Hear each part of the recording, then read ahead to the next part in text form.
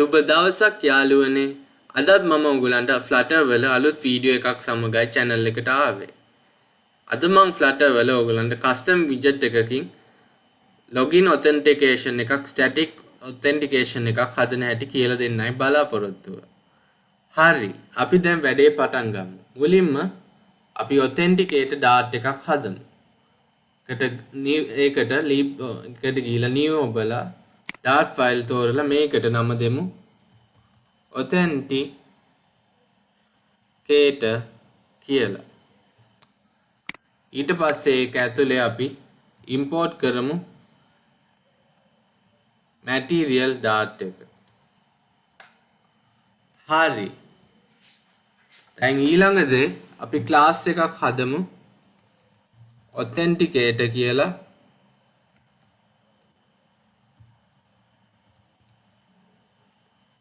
authenticator කියලා. ඊට පස්සේ ඒක extend කරමු අපි stateful widget එකට. ඊට පස්සේ අපි construct එකක් මේකට හදමු authenticator කියලා. ඒක ඇතුලේ key එකක් දෙමු key කියලා. ඊට පස්සේ තව this dot authenticated කියලා දෙමු. ඊට පස්සේ අපි final value change එකක් හදමු. මේකට කියමු අපි boolean value එකක්, ඒ කියන්නේ bool එකක් දෙමු. මේකට අපි කියමු authenticated කියලා. හරි.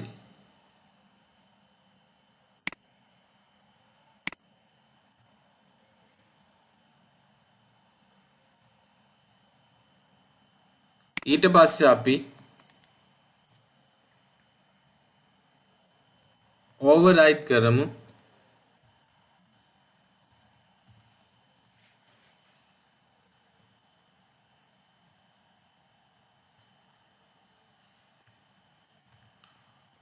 authenticator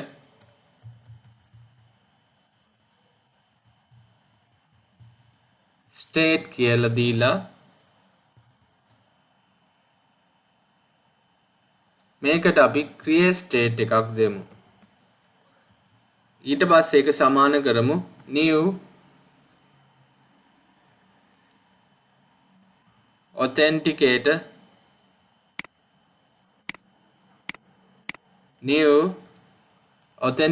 state එකකට. ඊට පස්සේ අපි ඒකේ on authenticated එකට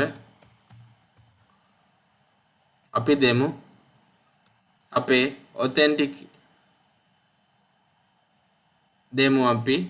on authenticated කියන value එක දෙමු. හරි. දැන් අපි මේ authenticate state එක copy කරලා class එකක් හදමු ඒක නමින්. මෙතන මෙහෙම paste කරලා ඒක extends state authenticator කියලා දෙමු. හරි. දැන් ඊළඟට අපි මේකටත් construct එකක් හදමු.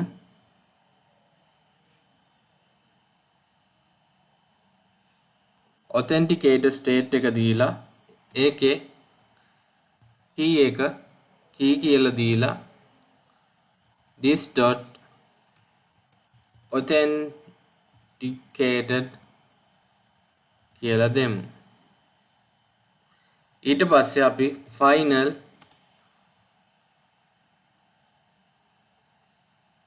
value change එකක් හදමු. bool එකක්.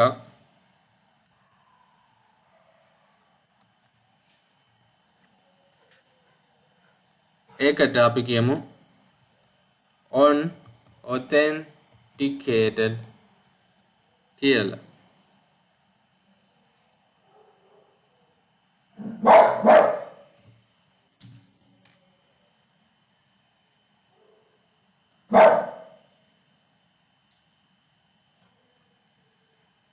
මෙතන අපි on කියලා දෙන්න තියෙනවා සහ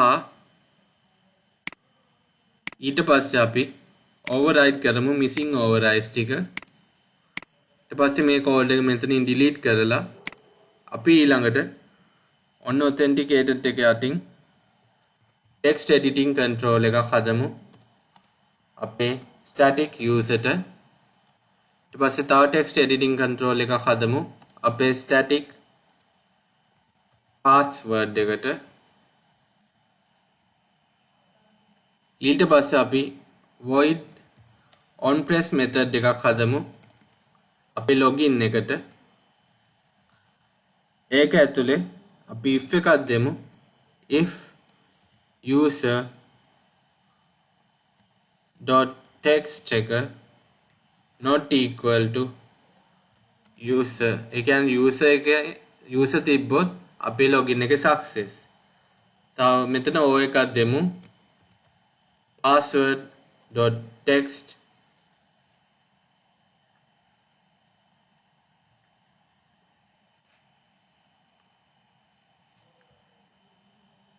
password dot text not equals to 1234 කියලා දෙමු. ඊට පස්සේ මේ password එක ලැබුණාම authentication එක හරියන්නේ. ඊට පස්සේ ඒක ඇතුලේ අපි on authenticated එක false කරගමු. ඊට පස්සේ අපි else clause එකක් දාලා on authenticated එක true කරගමු.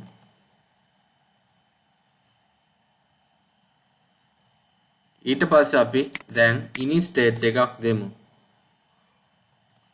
ini state එක ඇතුලේ මේ code එක delete කරලා අපි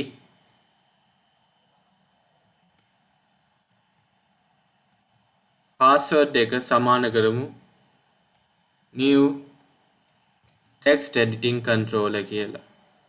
ඊට පස්සේ user සමාන කරමු new text editing controller කියලා. හරි. ඊළඟට widget build context එක ඇතුලේ අපි return කරමු new card එක.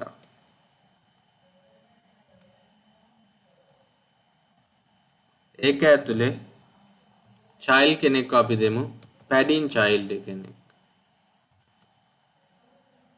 padding එකට padding එකක් දෙමු agencies.all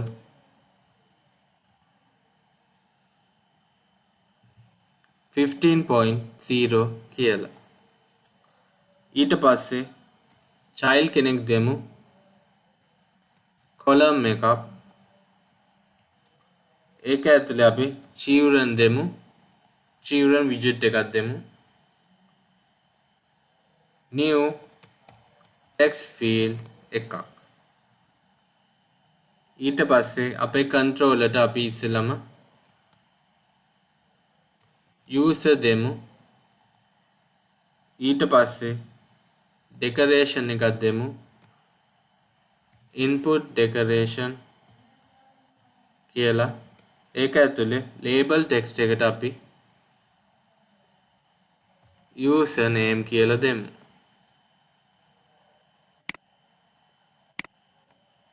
දැන් ඊළඟට තව text field එකක් දෙමු new text field. ඒකේ control එකට අපි password එක දීලා decoration එක දෙමු input decoration කියලා. ඒකේ label text එකට අපි password කියලා දෙමු. දැන් මෙතනින් command එකක් දීලා වහලා ඊළඟට අපි new padding එකක් දෙමු. padding එක agencies.all 10.0 කියලා දෙමු.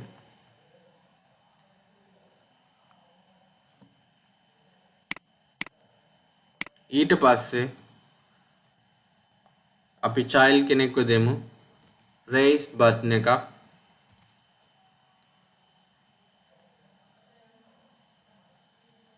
ඒකේ on pressed එකට අපේ on pressed එක pass කරමු. ඊට පස්සේ child කෙනෙක් දෙමු. new text එක.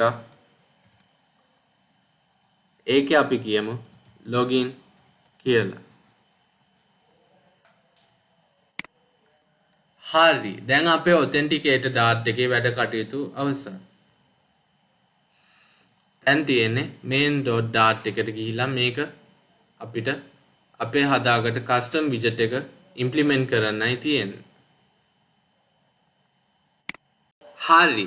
දැන් අපි අලුත් dart එකක් හදමු. new ගිහිල්ලා dart file ගිහිල්ලා මේකට කියමු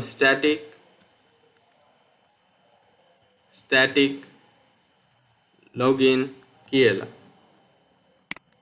ඊට පස්සේ ඒකේ අපි import කරගමු material dart එක. සහ අපි import කරගමු අපේ authenticator dart එක මේ විදියට.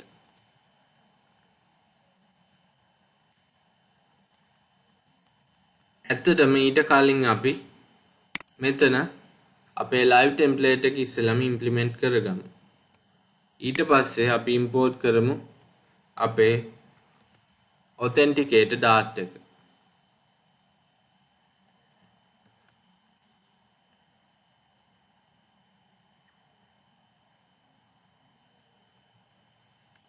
දැන් අපි මේකේ state myapp එක ඇතුලේ හදමු bool එකක්.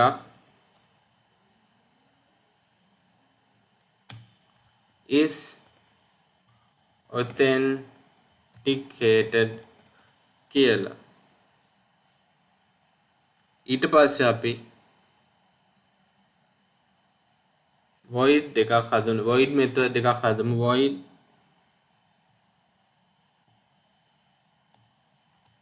on authenticated කියලා මේකේ නම දෙමු. ඊට පස්සේ මේක ඇතුළට bool value කියලා parameter එකක් දෙමු. ඊට පස්සේ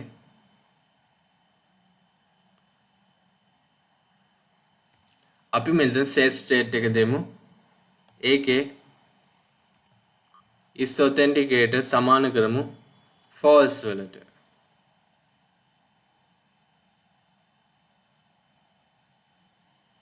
හරි.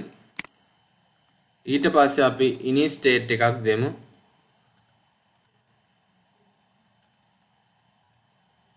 init state එක ඇතුලේ අපි is authenticated එක සමාන කරමු false වලට. මේ විදියට. ඊට පස්සේ අපි app එකේ title එකට name here කියලා දෙමු. ඊට පස්සේ මෙතන children widget එක ඇතුලේ new text එක අයින් කරලා අපි new authenticate එකක් දෙමු. ඒක ඇතුලේ unauthenticated එකට අපි unauthenticated widget එක pass කරමු. ඊට පස්සේ අපි new text එකක් දෙමු. ඒක ඇතුලේ values දෙමු. authenticated colon $sign එතන අපි පාස් කරමු is authenticated කියන එක.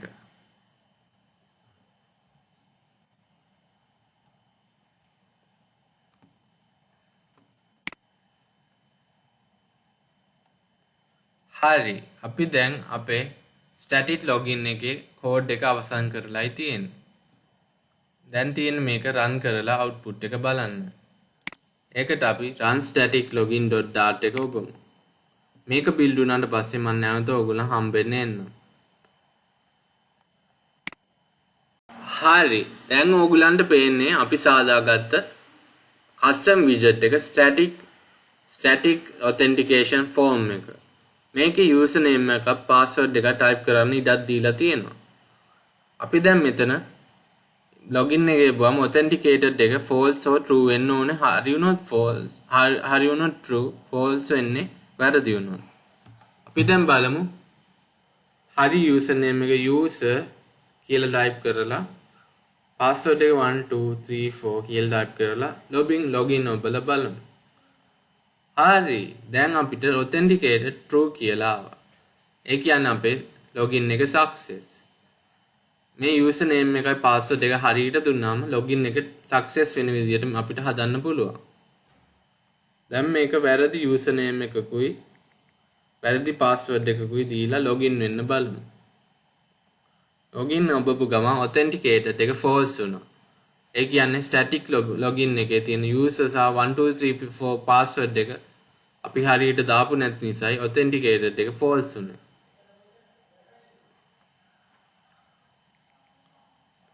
අපිට දැන් මේ විදිහට static login එකකින් database එකකට connect කරලා dynamic login එකක් හදන්න පුළුවන්. මම ඒක ඕගොල්ලන් කරනවාට බලාපොරොත්තු වෙනවා. ඕගොල්ලන් කොහොම හරි මේ lesson එක බලලා static login එකෙන් dynamic login එකක් හදන්න උත්සාහ ගන්න. DB එකකුත් පාවිච්චි කරලා වැඩේ කරගන්න උත්සාහ කරන්න කියලා මම ඕගොල්ලන්ට ආරාධනා කරනවා. හරි. අපි දැන් මේක user name එක නැවත user දීලා password එක 1 2 3 4 කියලා දීලා login වෙන්න බලමු. login වෙපුවාම authenticated එක true කියලා එනවා. මේ විදිහට තමයි අපේ application එක දැන් වැඩ කරන්නේ. අපේ static login එකේ user name එකයි password එකයි user සහ 1 2 3 4 දුන්නාම අපිට අවශ්‍ය විදිහට authenticated එක true වෙනවා login එකේ පුහාම. මේ විදිහට තමයි මේ application එක වැඩ කරන්නේ. අපි නැවත මෙතෙන්ට වෙනම password එකකුයි user name එකකුයි දීලා බලමු ආපහු authentication එක මොකද වෙන්නේ කියලා.